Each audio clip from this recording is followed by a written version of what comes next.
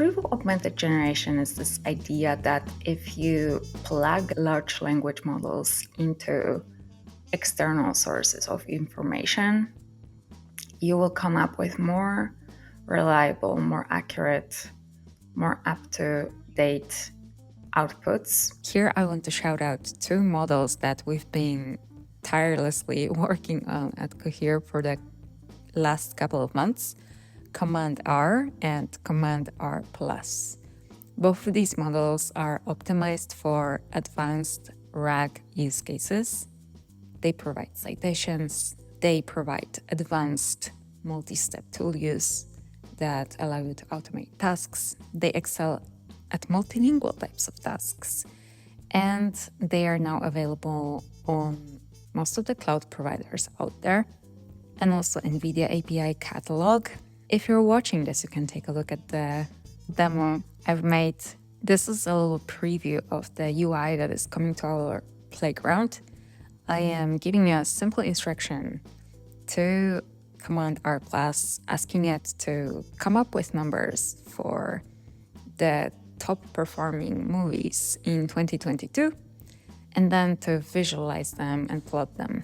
So what happens is Command is rewriting my sloppy query to optimize for the best search results, and it uses a web search to fetch the numbers on top grossing films of 2022, and then it plots them, and it provides a really nice table with an overview of which movie grossed the most, and adds citations on top of that. It's a really beautiful example of multi-step tool use in our command. If you want, you can check the link to it in the show notes. And let's come back to the show. I think RAG is bringing us closer to the vision I have, where I am opening up my machine, I am saying hello, and then we start working together using natural language to fetch all sorts of information, process it, modify it, brainstorm it, troubleshoot it, package it in a way that is relevant to me, and then ship it somehow.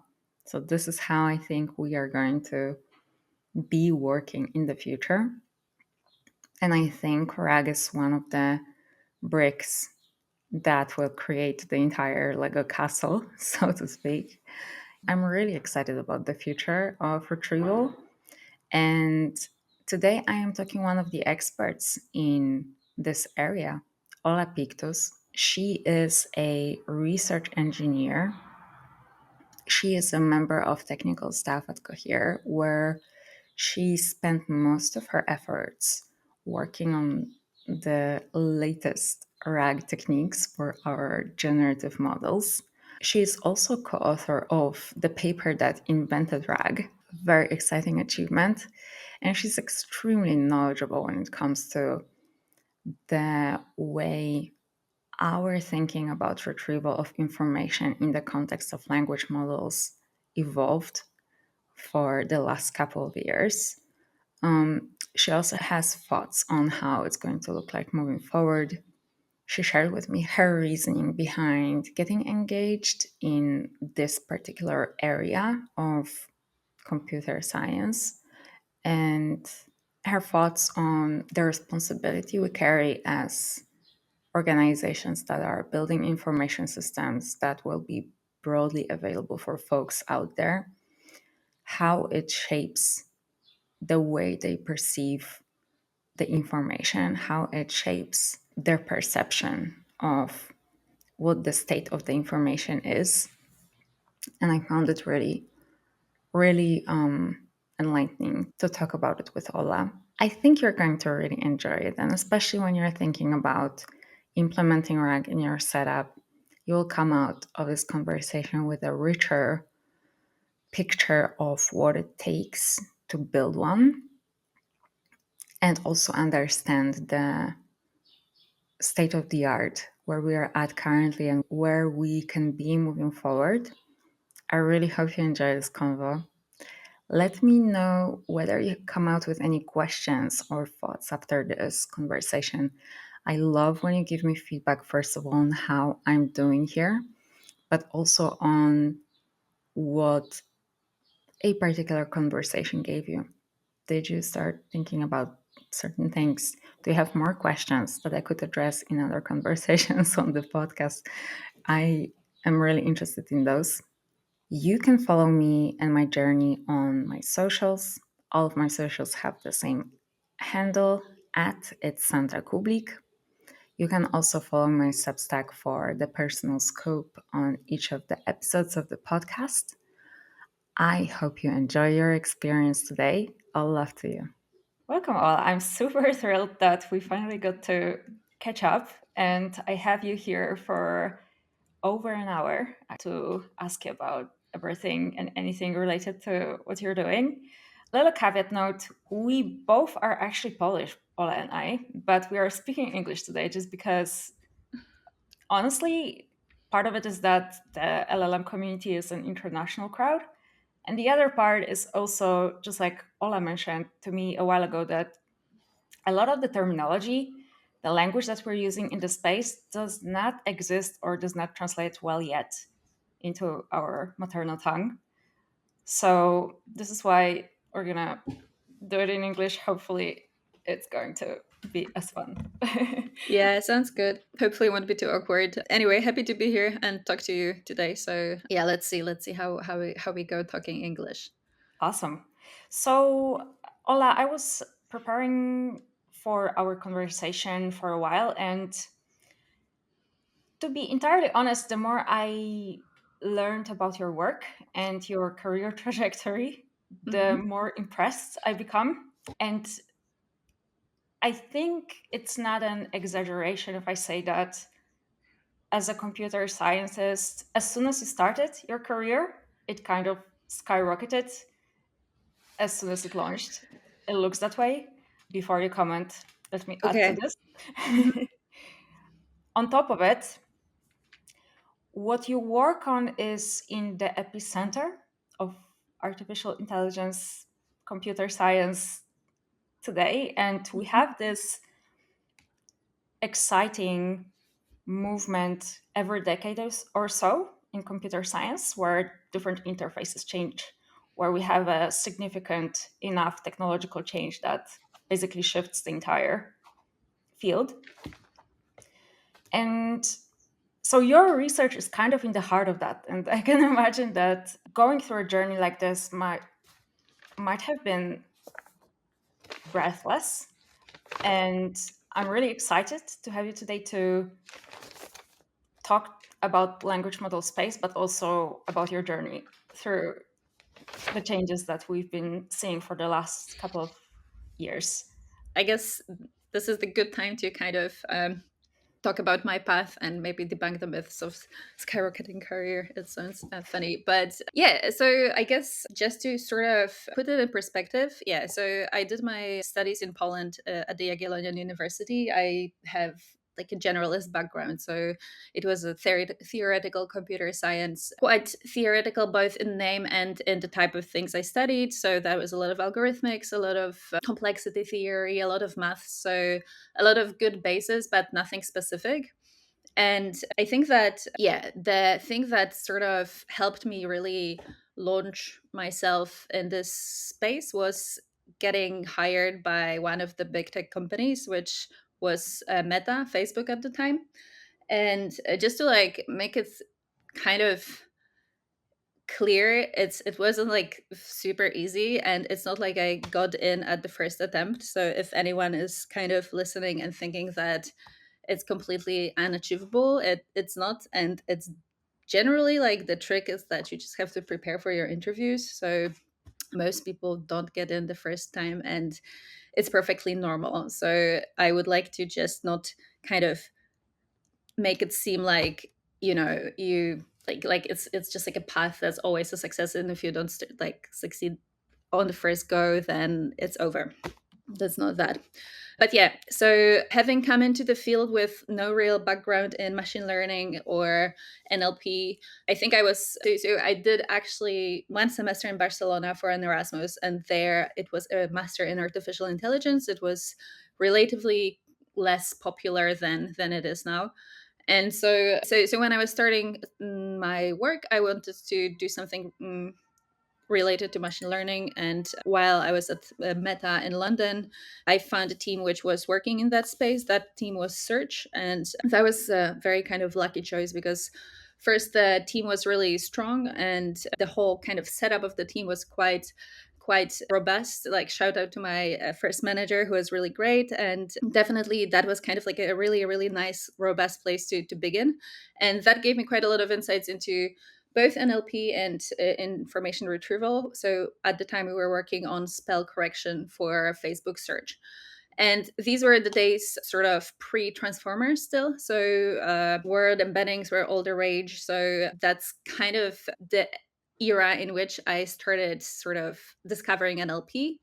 And because it seemed like something quite exciting, and also because the team was pretty strong academically, in a sense that a lot of people who were on the team had PhDs, academic background. There was some appetite for doing research already there on the effectively on a product team.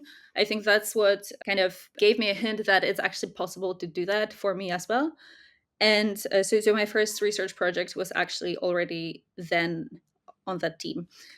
And so then, since I enjoyed this space, I was gradually kind of gravitating towards more and more researchy teams. So I was first, after search, I went to work for an applied research team that was working on misinformation, on tackling the spread of misinformation on Facebook platform. And then eventually I ended up at FAIR, Facebook AI Research. Now I believe the acronym changed to Foundational AI Research because the name of the company changed from Facebook to Meta.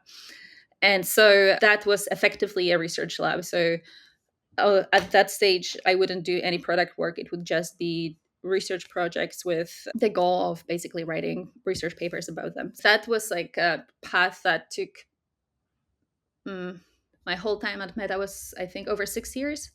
It was pretty slow and a lot of learning, a lot of reading papers along the way, some, I don't know, online courses, but not too many. And actually, probably I never made it to the last one anyway. So yeah, so this was fun. I think this was it was quite interesting to me that you can actually do this type of transition from pure software engineering to more research engineering, research science, basically while working in the industry. So I guess this is also something that's perhaps maybe a bit unique about engineering, which is a field, and machine learning in general, which is quite empirical as a discipline. So you need both some research insights but also strong engineering. So there is not that much gatekeeping when it comes to wanting to do research. So you don't actually need to have, for example, a PhD, which I don't have, in order to be doing that. But it definitely makes it easier if you are in an organization that has strong people that can guide you and that you can kind of learn from. Yeah, so it's not like it's super easy either. Awesome. I understand. And I understand that you do not perceive it as a skyrocketing career. At the same time, I feel like it was really fast and smooth, kind of. At least that's how it looks from the outside. No, I'm smoothing over the rough edges. I'm not like sharing all the rough stuff, but it's definitely not easy. It takes a toll. It's a work that takes a huge amount of time. It's something that doesn't give you instant gratification because things take forever to finish. It's like something that people spend like huge amount of their life energy on. And so I think that yes, it's definitely not easy. Noted, accepting that point. I have a question about this angle that you went with to language technology space, meaning search and embeddings. I Hmm. feel like right now, post ChatGPT, a lot of the folks that are joining the space are doing it from the angle of generative models. And then they encounter embeddings and they are somewhat surprised and are trying to grapple with the idea of embeddings and what they do and what value they bring. Hmm. At the same time, I feel like a lot of people overlook it as a potential piece of very useful technology that they could introduce to a system that they're working on. Hmm. Do you feel like starting from embeddings and from the search space gave you a different perspective of what's going on in the field and how it's developing right now? I think maybe broadly speaking, yes. I think what you may be referring to is the fact that with generative AI, the sort of barrier of entry is very low in order to interact with those systems, because these are literally chatbots that work efficiently. So you can use natural language to talk to that bot, and you're not required to have any kind of insights into the technical side of things to understand that interaction. So if you just talk to ChatGPT or some other openly available chatbot, then you're like, oh yeah, I get what it's doing, because there's some sort of like machinery back there that to which you talk, and you put in text and you get back text. Like embeddings is something that's quite confusing unless you, I don't know, studied linear algebra and know what vectors are, etc. So perhaps that's the reason why kind of they wouldn't seem so attractive. But from my point of view, like starting on the search team and working like with earlier generation of models like word embeddings, and then eventually transformer, BERT, like generative AI, etc.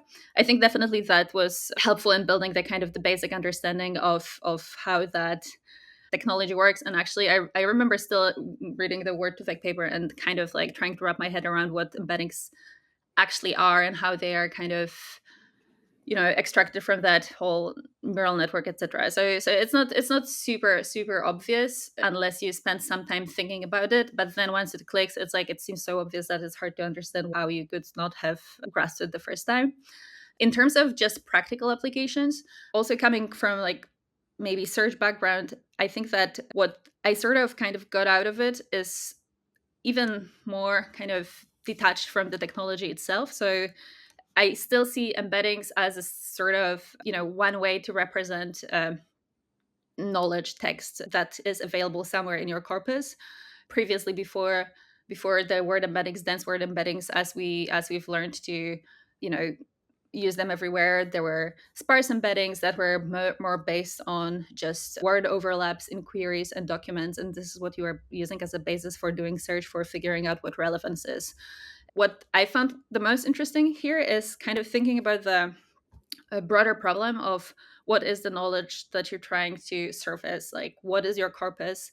What do you consider to be relevant? How does your decision about what relevance is impact the person who's using the system, and sort of how does your decision about what relevance is impact, for example, the worldview they're building? Because there is quite a lot of room for certain manipulation of people's worldview if you're the one making a decision how what the criteria are for them to see certain information. So this is actually quite a lot of responsibility that we're taking when we're building that technology. And so I think in like on a very high level, I think this is a more interesting problem than whether we're using sparse embeddings or dense embeddings, or trying to experiment with generative retrieval where we don't embed anything at all, but we just expect the language model to spit out the documents themselves without actually going through any type of internal representation, which is also something people are experimenting with. So yeah, I think that I don't know how to call that.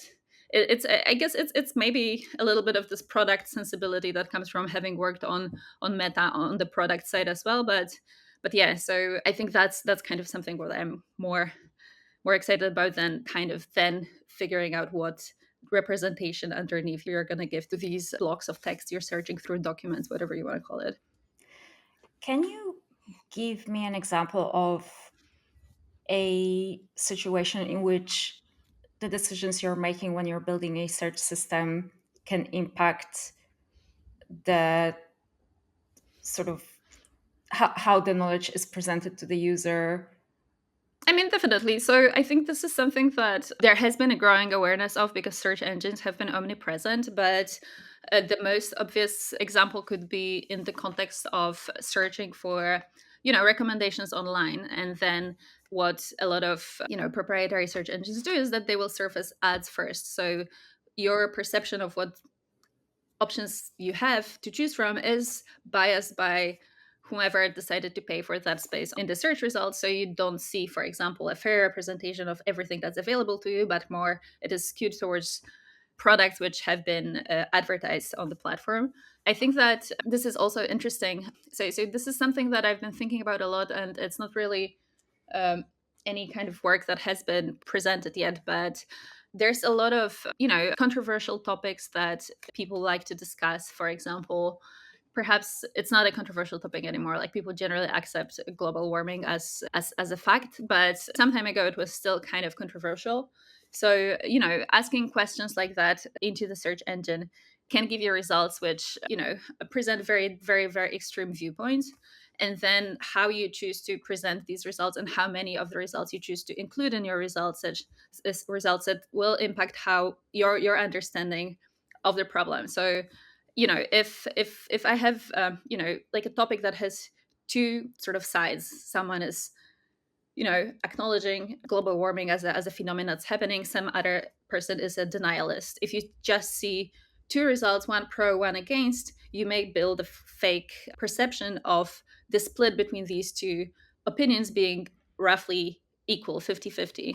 That's also something that people bring up often when you have, for example, TV debates where you have two experts, one is on one side, one on the other, and that gives you this skewed perception of how the general public opinion distributes, while, for example, the general public opinion or general scientist community opinion is that, I don't know, 90% of people think it's real, and then there's some fringe group of people who think it's not. So this type of decisions kind of, I think, can impact people's perception of the world and of the prominence of certain viewpoints, for example. And so I think this is where the behavior of a search engine can actually impact how people build their view the world, basically.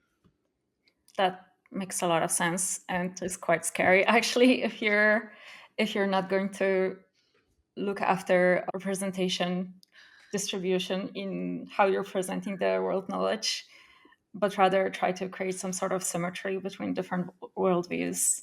Yeah, but I think that it's also something that's a huge challenge for generative AI, because with the search engine, you do get the results. So you still get this immediate indication of multiple possibilities being available to you.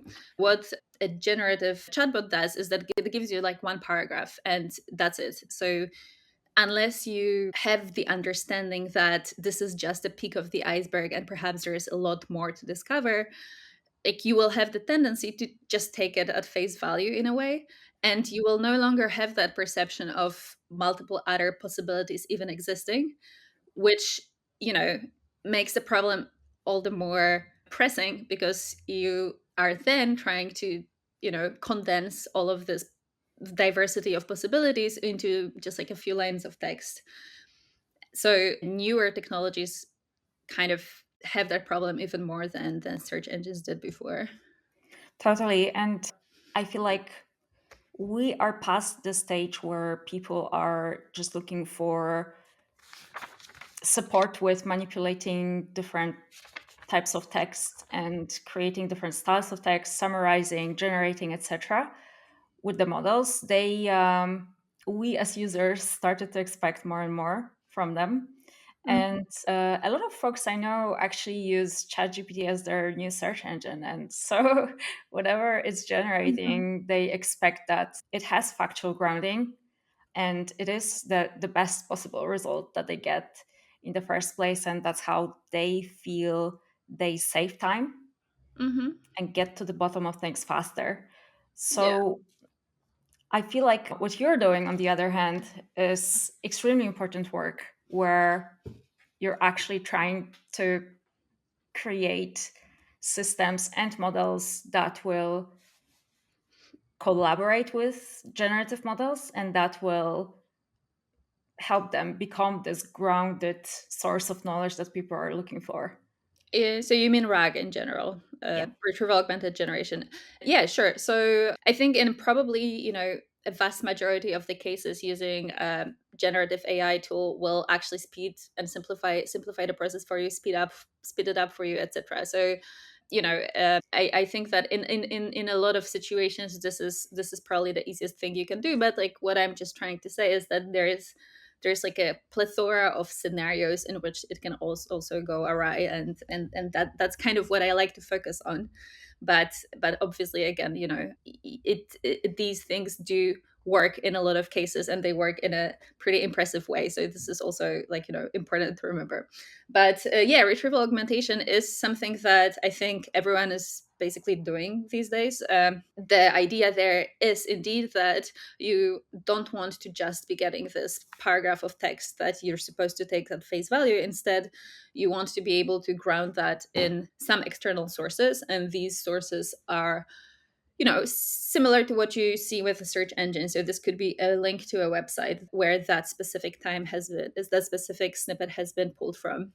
So this is a technology that I've been kind of involved with for a while. I think that, like, even just starting on a search team at the very beginning of my career was sort of something that provided me an experience in kind of knowing how search engines work, and then combining it with NLP somehow kind of followed naturally. But like in the days of FAIR, even like 2-3 years ago, the sort of ways we were thinking about in the context of RAG were quite different, because we were more preoccupied with this two component systems, one on one side retriever, on the other hand the reader, where the reader would be this generative bit which takes the results retrieved surfaced by the retriever and kind of processes them to generate the answers.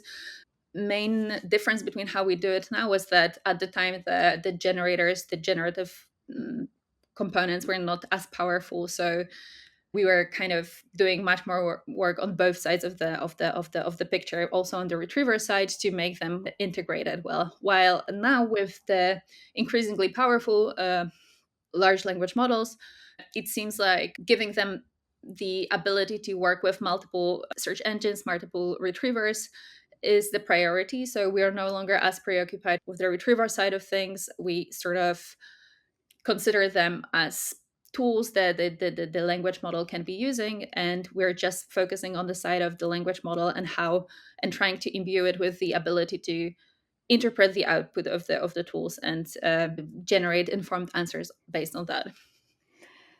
I like to use this metaphor for RAG that simplifies what it's about, and I wonder what Mhm. you think about it. So the metaphor goes, there is a duo of journalists, and they get an assignment to write a piece of text. Let's say the text is about the top 10 coats this fall that people want to wear, and that will be the trendiest option that you can get. And so there's two of them. One of them goes on and finds all the information possible that is related to the topic that they are going to write about. And it's sort of like a detective work. This person is trying to go and figure out different sources, cross reference it, gather as much information as possible within the subject, and then sort of hands it over to the second journalist. That's the writer with a gift to write swift answers, to put it into a nice narrative and give it to the user in the form of this article that they are writing. So they both collaborate in these two stages. First one, the retriever, the detective that does the work of pulling the information, and then the generator is generating the text that's based off of this information.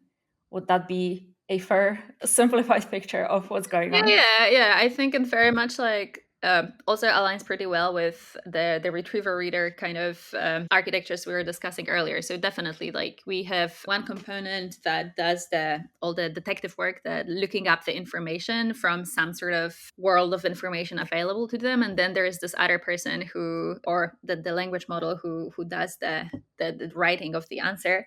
Although I think the way we're working with it now, also at Cohere, which is a language model company, is that, the writer is the star of the company, and I don't know, he's the one or she's the one who's hired full time and doing, the work everyone is excited about, while the detective is someone sort of perhaps a contractor, doing like a bit of ungrateful work under the hood, getting very little attention. So yeah, I think there definitely is more of an imbalance in that regard compared to how we were approaching this even like 2 3 years ago. And I do definitely feel like, pendulum will swing. So we're kind of like now trying to go as far as we can with on the modeling side, but once we will kind of exhaust the headroom there, we'll realize that actually it would work even better if the search quality was also better. So how about we go back there and then try to fix things? So yeah, so I think that definitely there's more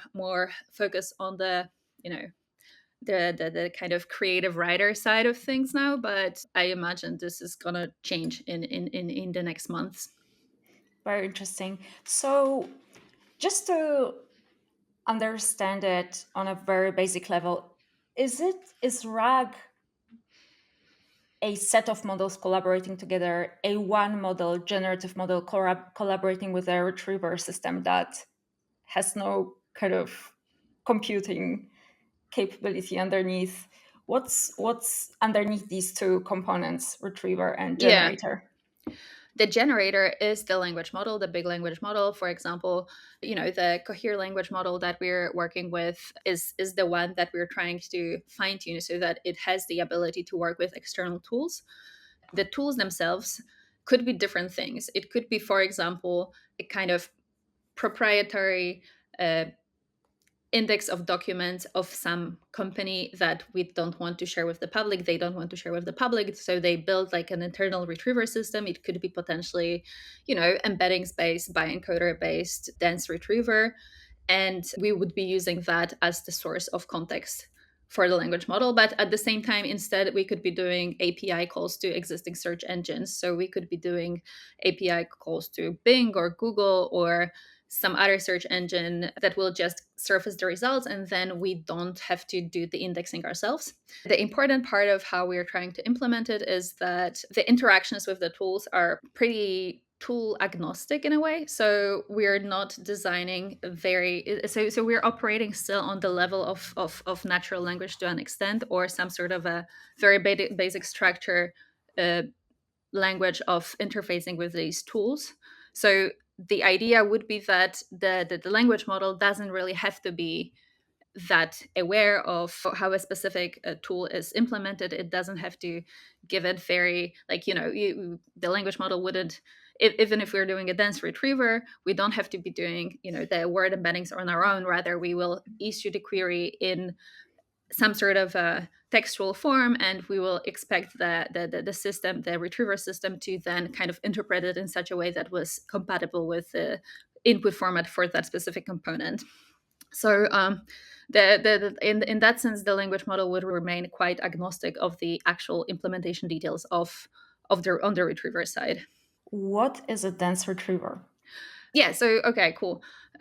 So this is something that also, like, there has been a lot of work on, maybe not very recently, but like 2 3 years ago and before. So I think the distinction is between sparse retrievers and dense retrievers. I was hinting at it a little earlier when we were chatting. So basically, when you want to do retrieval could it's kind of the same thing as search. So if you want to search through a huge number of documents in the corpus, where the corpus is just a set of documents. So corpus could be all documents on the internet, or all of Wikipedia, or some number of blog posts that written on your blog. You decide, and then you need to figure out a way to only retrieve the few relevant ones from that vast corpus given your input question. So first you need to know, like, you need to have some sort of a notion of what relevant even is. So if you just have your query and a single document, how do you know they're relevant?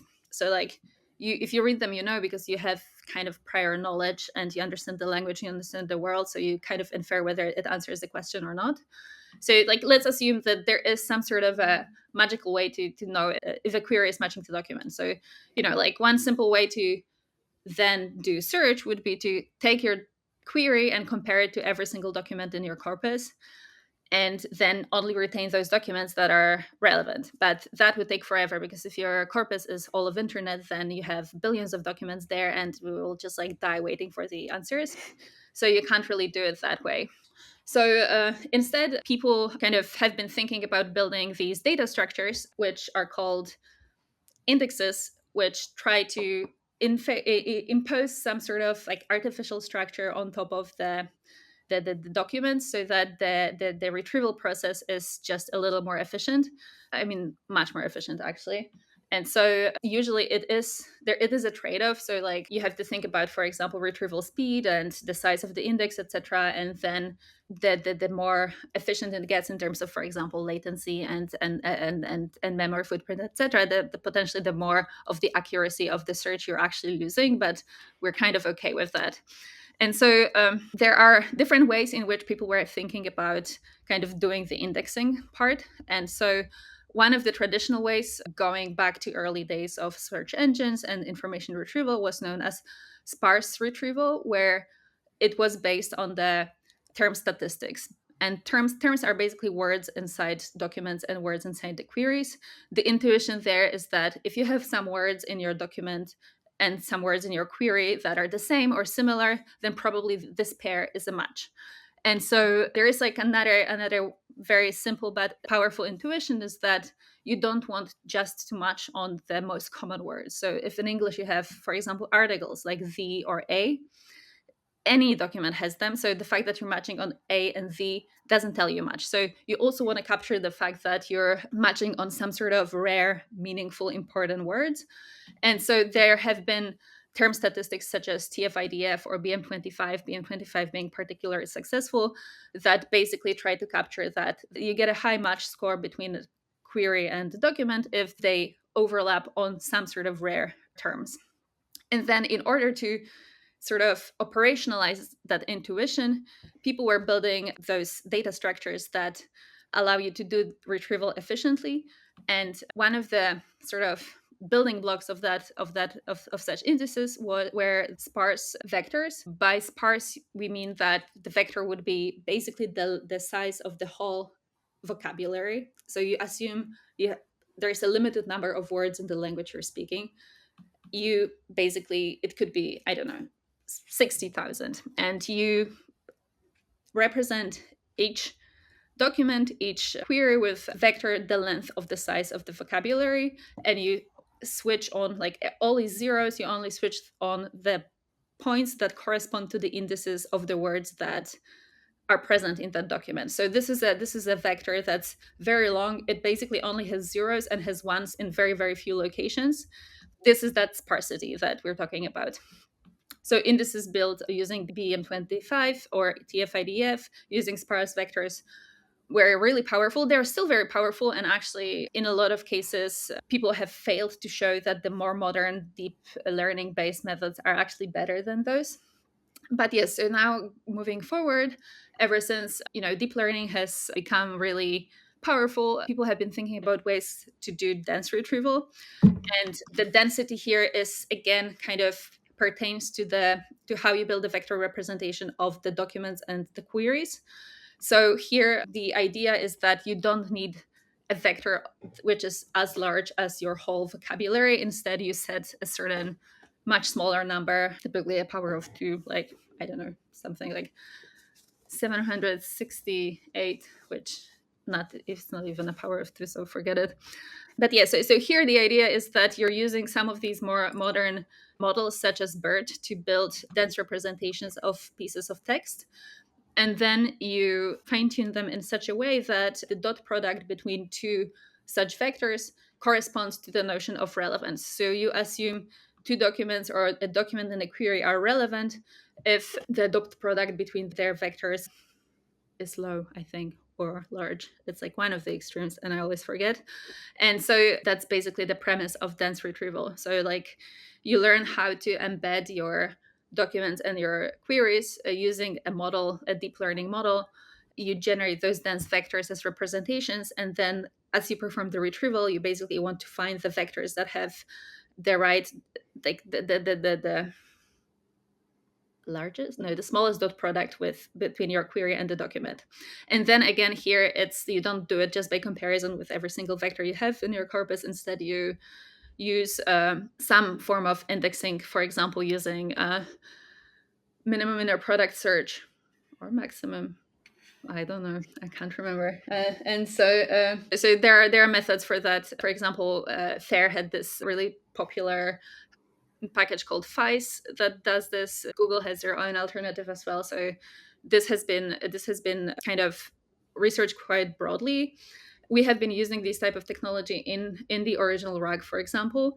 And this is kind of interesting because once you get those dense representations, you can potentially backpropagate into the models that do the embeddings as well. So, in a way, in the process of learning an end to end system that does retrieval and generation, you could potentially be also not only improving how you do generation, but also improving how you build the representations for the retrieval part. This is something we've like, there has been a lot of research into some time ago, but like we talked about earlier, mostly the way we're doing retrieval augmentation now is kind of retriever agnostic. So we're not preoccupied with improving the retriever itself anymore. We're just trying to build a very general language model that will be able to deal with kind of anything you plug into it. Do you think, very broad question here, so forgive me for this, but if you were to put your future hat on and look 5 years ahead, do you think that RAG will be the method that will help us solve the problem with model hallucination? I think this is, I mean, like, hallucinations is the kind of the main problem that we are quoting as the one that RAG is supposed to be solved. So hopefully yes. I don't know, you know. uh, I think it will definitely improve that, and already what we see is that it is not very difficult. I mean, okay, it's we see some success in, curbing hallucinations using retrieval augmentation. So basically, we're quite successful in making the model predict things only based on what is present in the provided context, in the context that we're retrieving from the corpus, retriever, search engine, whatever. At the same time, it's not like it's some sort of like a hard-coded switch. So we're kind of like, fine-tuning the model, making sure, hopefully showing it how it should behave, but it's sort of can still do things that we haven't accounted for, and especially if it gets some sort of a tricky input. So it's hard to give any kind of guarantees. But I think that there is definitely a lot that will change, and that will involve the technology sort of getting better. So we will have models that hallucinate less. They potentially will hallucinate less because of retrieval augmentation.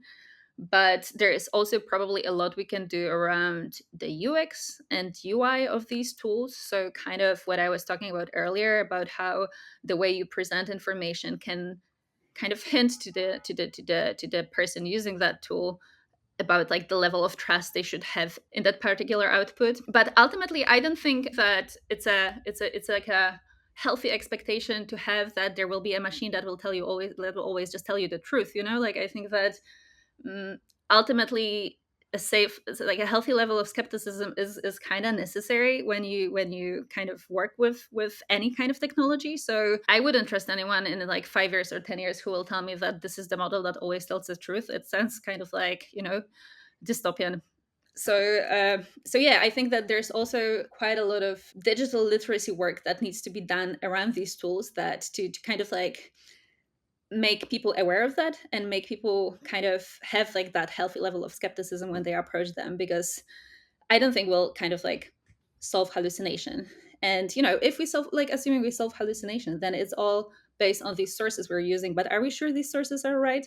That was like a whole big problem with misinformation, for example, while I was at Meta, where you can base everything in links from the internet, but like, are these links true? Like, mostly probably not. So uh, That's something that we're not even kind of like scratching the surface of. So like I think that the way we're thinking about kind of RAG right now is through the lens of this notion of verifiability. So is the information that the language model is producing verifiable? And by verifiable, what we mean is that is there some sort of piece of evidence on the internet that will kind of where this particular snippet was taken from? But verifiability and factuality, or verifiability and truth, are like pretty distinct concepts. I think this is like an evergreen kind of battle that we will never, really win. That makes a lot of sense. So actually, the approach you're taking right now is more, let's call it honest, in the sense that rather than claiming that you are going to enable for models to become factually correct every single time, you're giving the user that interacts with the model the tools to be able to audit the information that the model is using and then make up their own mind whether it's correct or not and whether they want to trust it as a Yeah, valuable yeah, source. yeah. I think that's like that's a fair assessment of what we're doing right now. Why do models hallucinate in the first place? A lot of people are puzzled by that. This is sort of boils down to the kind of objective we're training them on, which when you think about this very early pre-training stage is about predicting the next word in the sequence. So there is always some stochasticity involved. You may be looking at a lot of texts that have a lot of information, and the model picks up how these sequences are formed. There may be a lot of texts in your training data that are mutually exclusive, for example. So you can't always learn that a certain thing is the right answer in a certain context. The model, as it is presented to you, it just tries to do its best with the context that it's provided, like keeping in its parameters like the memory of all the texts it has written. But ultimately this is about the kind of probability of the next word. It's not like the model is not building some sort of internal structure of the world, and kind of it's not a truth machine. It doesn't have the ability to build like a model of reality. It's primarily about the text and what's written. So it is quite unsurprising, I would say, that in certain scenarios it will just like go with answers that kind of make sense, maybe given the training data, but don't make sense to us with all of our common sense that we have and our understanding of the world. And I think that's completely fine. But what is kind of maybe dangerous is that people would assume that the models actually have that understanding and the model of the world, and that they should be telling the truth.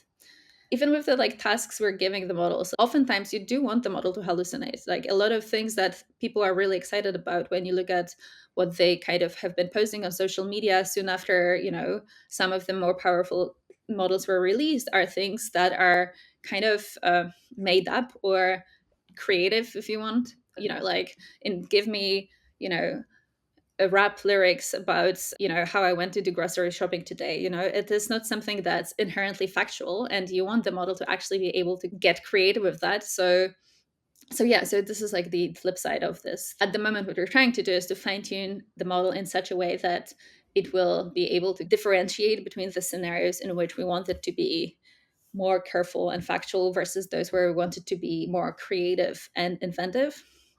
But at least at the pre-training stage, I don't think there's any kind of distinction between those.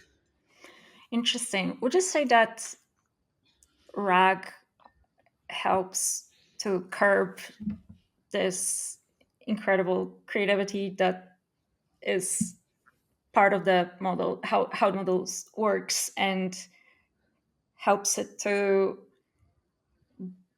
kind of approximate the commonsensicalness that we would expect in certain scenarios? Yeah, I think so. I think that it is a certain choice whether you do want to use RAG or not, and there are different ways you could approach it. So you could sort of either make the user decide whether they want to go with the RAG mode or not, or you may kind of hope that the model will be able to pick it up and kind of decide on its own whether it should do the groundings or not. I don't necessarily think that, talking about curbing the creativity is perhaps the right frame here. It's more like this is just a tool, and you have different use cases for this tool. So you want to use different variants of this tool depending on what your intent as a user is. And yeah, so I guess in most cases, RAG would be more valuable in scenarios where you actually do care about factuality and grounding and verifiability and all of those things.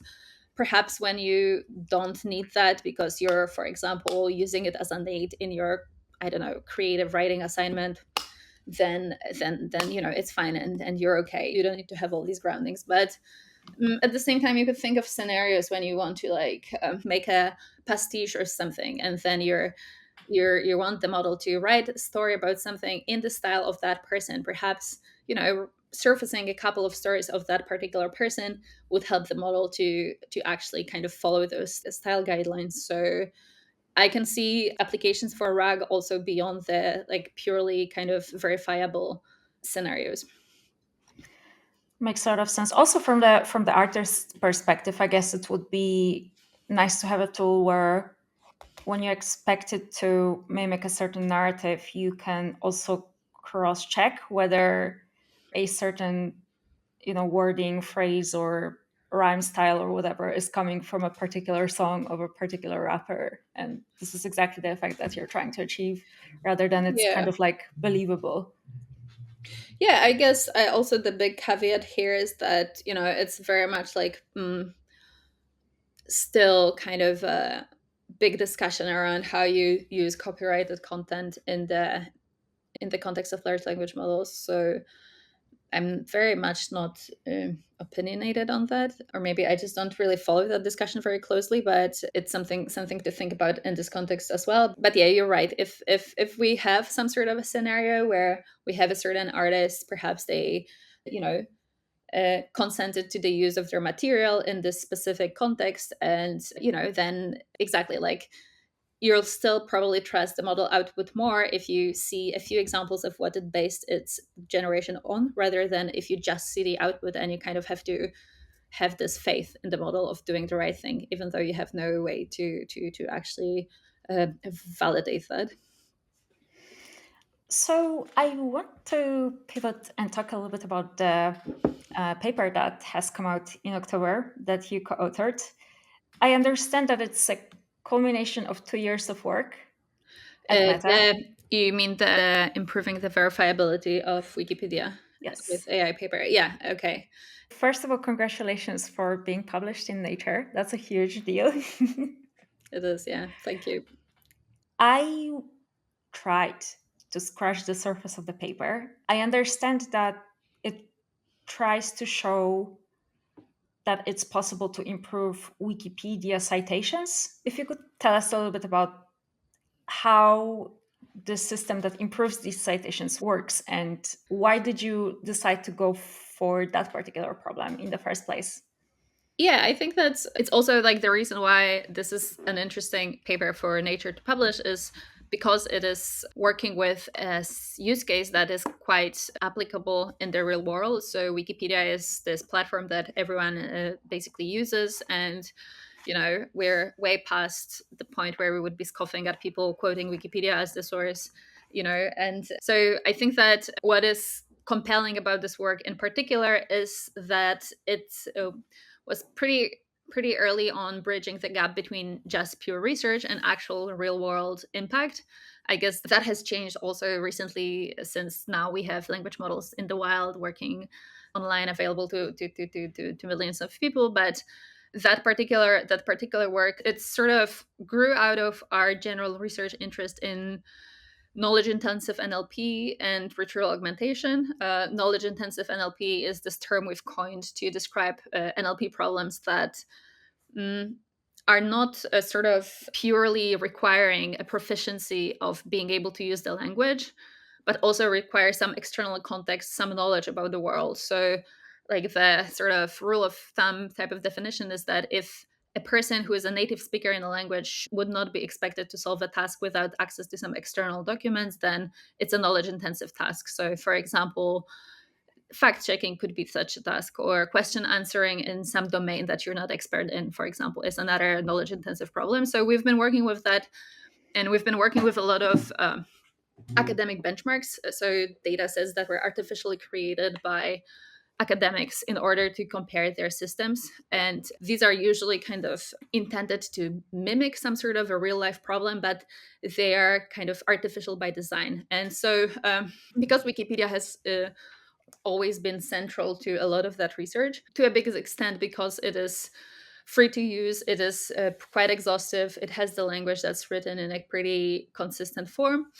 This idea to work with Wikipedia was quite a natural thing. And so what we have observed is that the quality of citations in Wikipedia is often suboptimal. So like Wikipedia is a whole community with its own standards of adding content. There's a lot of mechanisms that help Wikipedia editors focus on the important bits that need fixing. And there's this, for example, this citation needed tag that tells you that specific part of Wikipedia is potentially not grounded in the external information. So this is also quite an interesting use case to study when you think about building RAG, because Wikipedia itself is a text generated by people on the internet, and it has very strict rules around verifiability. So in principle, you should not put anything in Wikipedia that is not backed by information that can be externally validated. And so people would commonly include links, internet links, sometimes books and other sources. And but obviously these links, this often it's either citations are needed or they need fixing because, for example, the link is too generic or the website is down or something like that. So what we were hoping to achieve is to show that with the help of AI. And so an important also premise in this project is that we were never kind of intending to replace Wikipedia editors with AI. That's not part of the agenda here. Rather, we wanted to build tools that could just make the life of real Wikipedia editors simpler. So what we've set out to do is that we've built a dataset of Wikipedia using as kind of guidance, as supervision, some of the tags that were present of Wikipedia. We were trying to collect examples where citations were not good. Also, we have built a big retriever of internet data that we've obtained from Common Crawl. And we wanted to see if with a retriever reader system, we can surface documents that would be better citations for specific Wikipedia passages than the ones proposed on the website. And we have actually designed a human labeling campaign to validate that. So we were experimenting with real Wikipedia editors who would try to use that system and decide whether this is actually something that's helping them work better. So that was the premise and the general idea, and we've seen some very positive results. And I do think that generally this is also like a really cool way to think about that technology, where it is not necessarily something that can replace people doing some sort of creative, very intellectually taxing work, but rather serve as an assistant to a person doing that work. So I think this is also like a perspective that was quite interesting, and perhaps that's why this work particularly got that much attention. I mean, kudos to Wikipedia editors and contributors because they are doing this humongous work, completely nonprofit, putting together thousands and thousands of articles in different languages so that others can benefit from. And then on top of that, when you deal with such a volume, like doing some sort of errors and omissions is just inevitable. And as you mentioned, the links and citations that articles often refer to are dynamic. Mhm. So sometimes a website can be down, or the web page Mhm. stops to exist, or the information even changes on the website, etc. Is that a system that they will continue using? Is that kind of a system that they will be able to implement Uh, long term? I'm not sure what's the status there. I think that this was kind of a pilot work. I'm not aware of whether anyone kind of at the Wikimedia Foundation picked it up to actually use it live. So I would have to try and check that. But I wouldn't be surprised if they did, because like the technology kind of improves very rapidly. So we've shown that it's possible to implement it, and it's that it works well. So yeah, I wouldn't be surprised if they did want to have that. That's incredible. And also, I feel like it can be translated to many other use cases apart from Wikipedia, like internal wiki of a certain community or a company, maybe documentation for a product where you have a lot of links that are kind of Hmm. in a conversation with one another, but they also are dynamic and keep changing as the product is changing. R docs, Cohere docs are an example of this. So having a tool that is able to track the changes and constantly make sure that the citations are the best possible versions of citations is pretty powerful.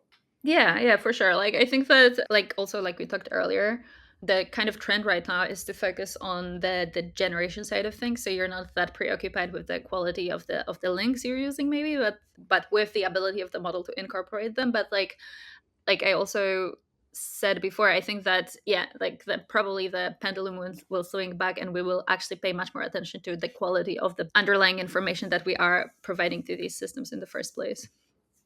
Makes a lot of sense. So we can now read the full paper in Nature. Is it available to all, or is it behind some sort of paywall? Or I think it's publicly available, but it's also available on archive, so anyone can read it. awesome! We're gonna attach the link to the paper in the show so that you guys can check it out.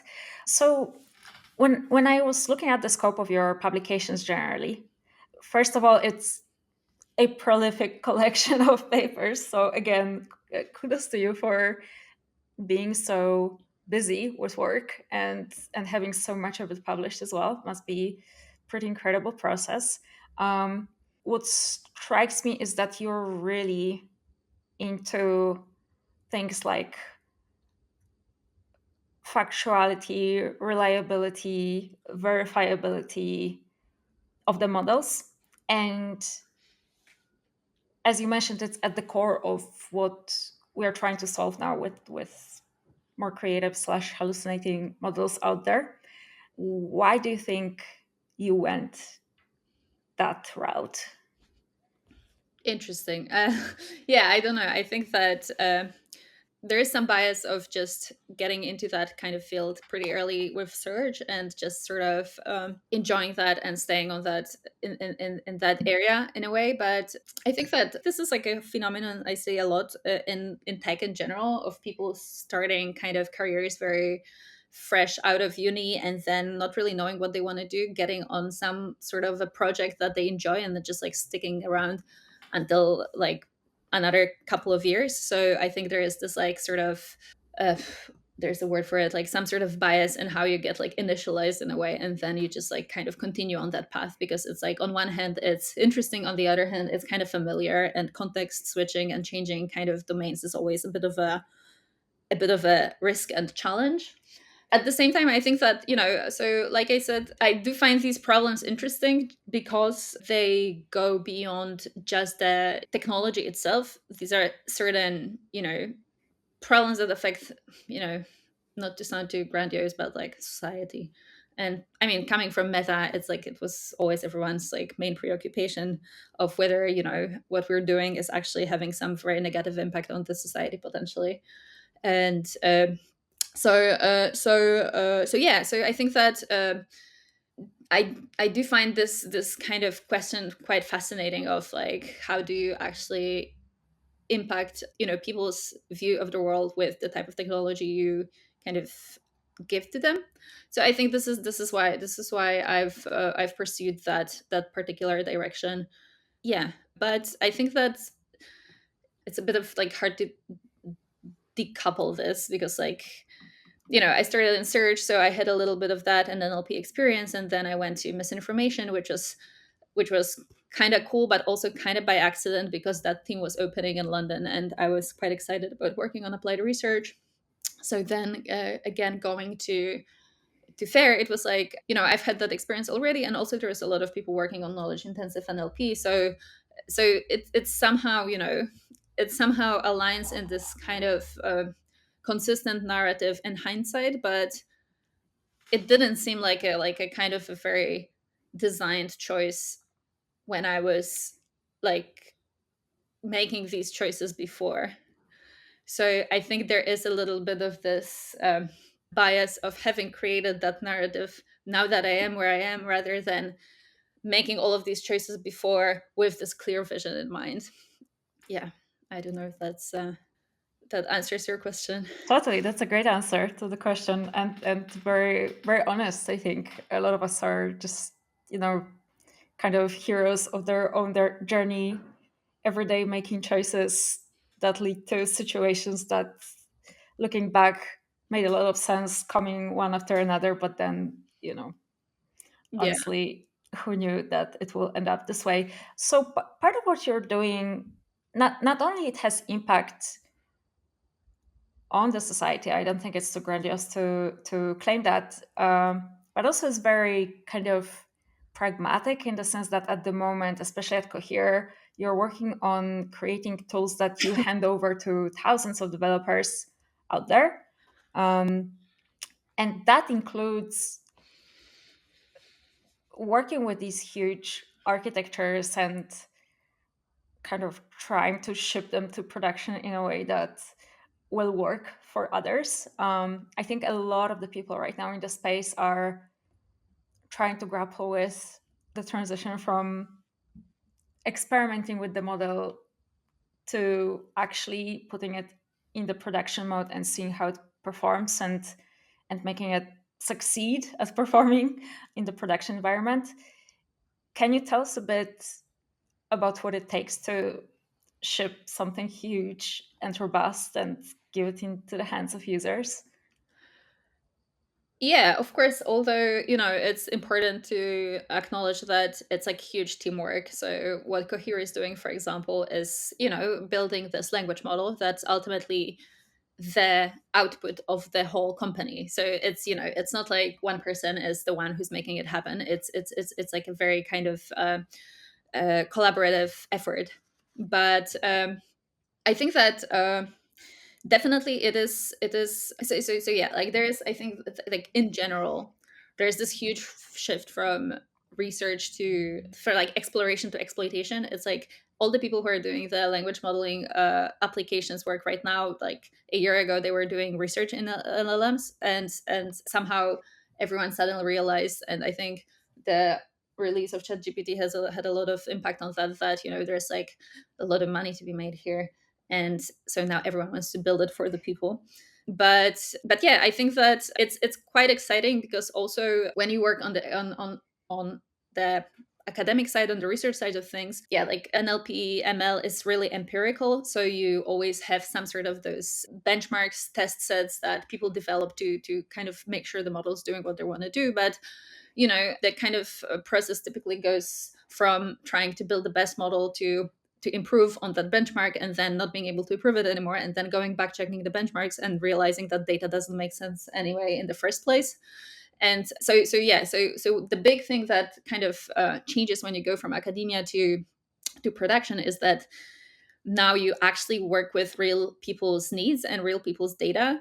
And this is, I think, a huge qualitative difference, because you actually really really need to kind of care about the quality of that, and you kind of also trust it much more, because this is what actual people have been putting into that system, so you have to learn to work around that. There may be some sort of feedback loop between you making the technology that works for the people and people also learning how to use that technology. So, for example, how to phrase the request they're sending to the chatbot, etc.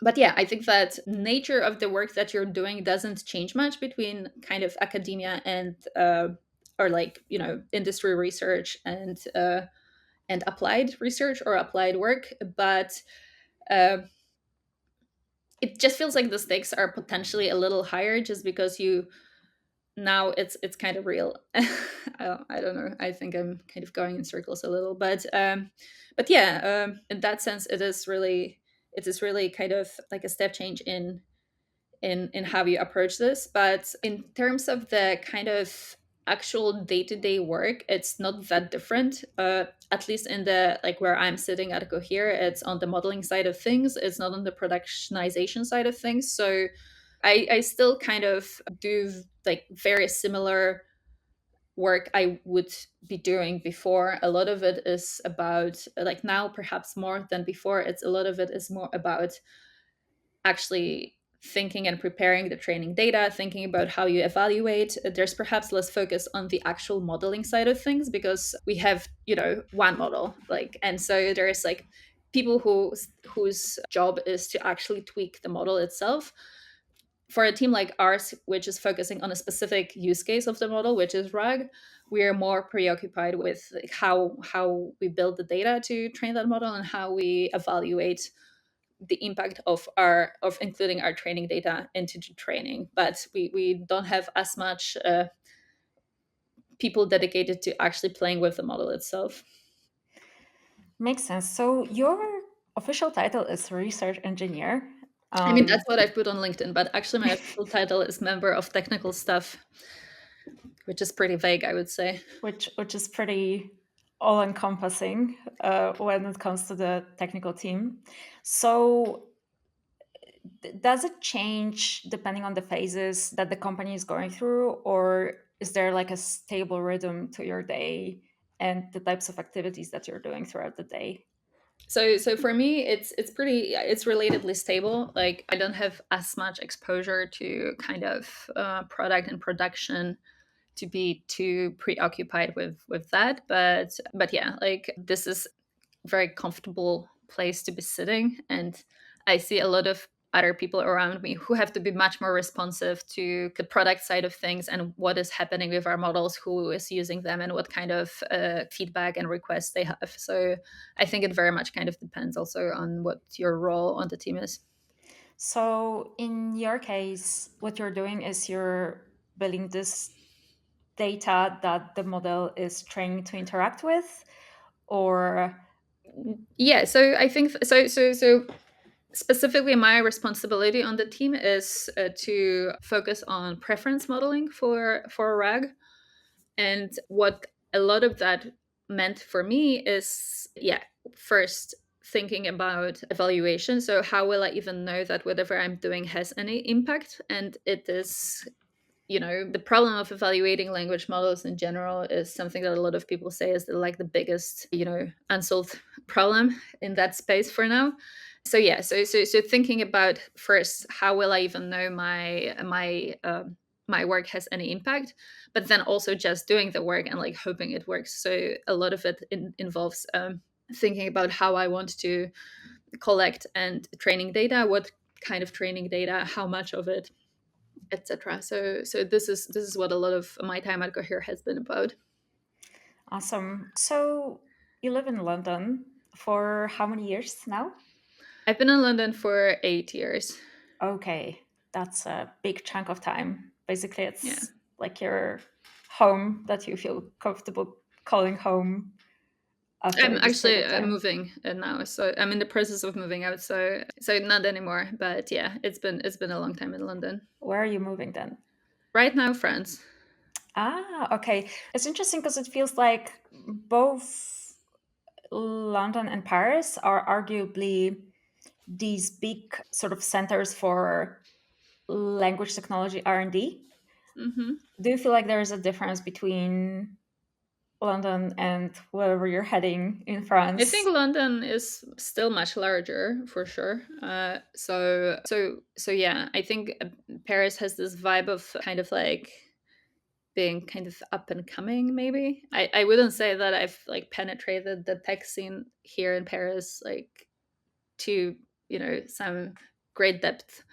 But historically, there has been always, presence in France. Like Fair had the first office was, I think, in Paris, and DeepMind also has a research office in Paris. And there's like a few startups that have been making waves recently. So there's definitely like a lot of people who are trying to do it here. But I have no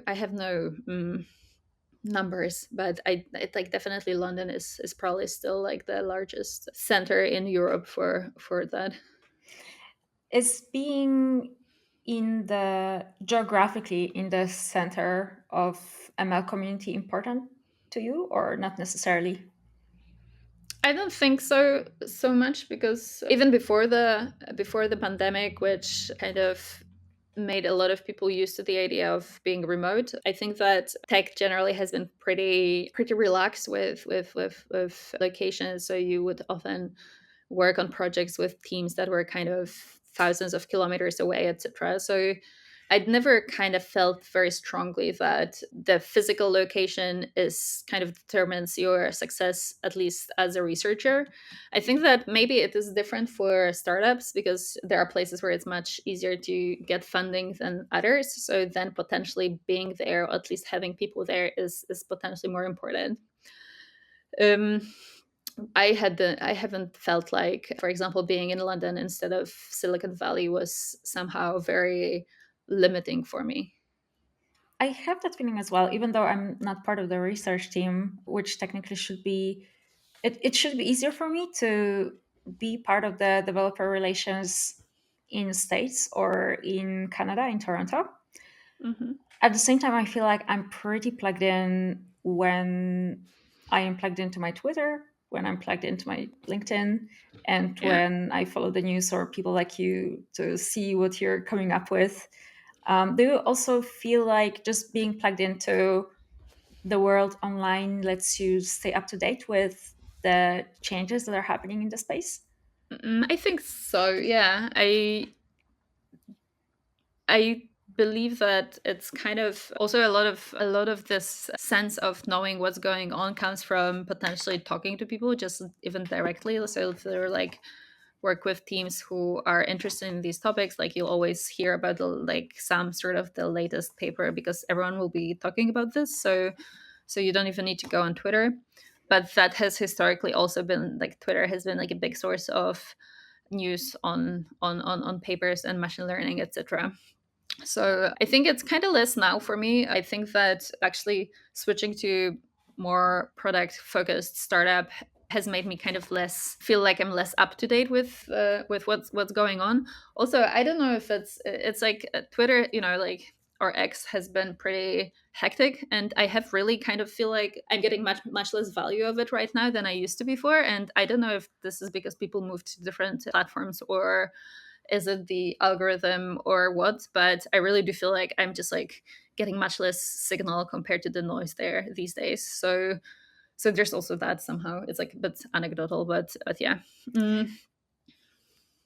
I can I don't know if that's your impression as well. Yes, that is my impression. Although, to be honest, I had an entire sort of, I would say, emotional crisis once ChatGPT became a huge thing, because suddenly from this really nice niche, sexy, up and coming, as you called it, domain that I've been really interested in, Mm-hmm. it became a mainstream thing, and so Were there you there already at Cohere at the time, or were? I was testing GPT-3 before I was at Cohere. That was roughly 3 years ago. Mm-hmm. Mm, it already did some noise at that time, and I was actually entering kind of AI space and preparing hackathons and hacking with people with the latest models to see if anything can be made out of them in terms of kind of product Mm-hmm. utility, some potential use cases.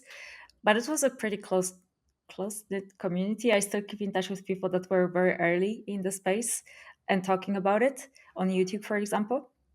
Mm, whereas now it's like a completely different ball game. Yeah, And no, I agree with the sentiment that it's like it's blew up and it's no longer a niche, and now kind of it's almost like boring to bring it up because everyone's talking about it anyway. So it's like I also have this like a bit of sadness so, around that.